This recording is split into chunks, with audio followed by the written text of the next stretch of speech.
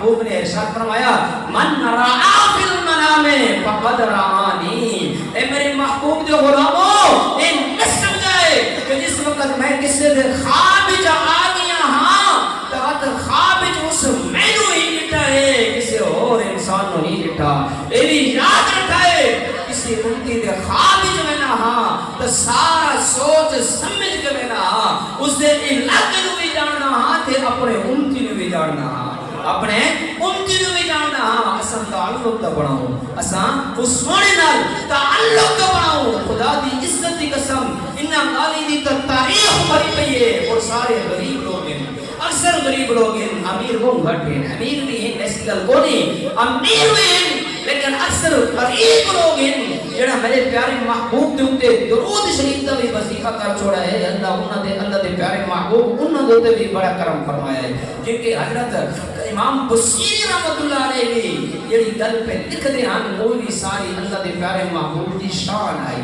قصیدہ ہے، ساری شان ہے کہ هو الحبیب الذی ترجا شفاعتہ، کہ سونے محبوب تھوڑی شفاعت قبول کی دی بنائی ہے، تساں میرے محبوب ہو، تساں ساری قیامت تک یارویں تو سارا قصیدہ بنا پی ہے۔ اس واسطے امام بصیری فرماتے ہیں جس وقت میں اٹھا ہاں وہ جملہ بھی لکھا ہے پورا کیتا ہے، جڑی اللہ دے پیارے محبوب میں نو چادر دے گیا نا وہ بھی میں نے نال پئی ہے، وہ بھی میں نے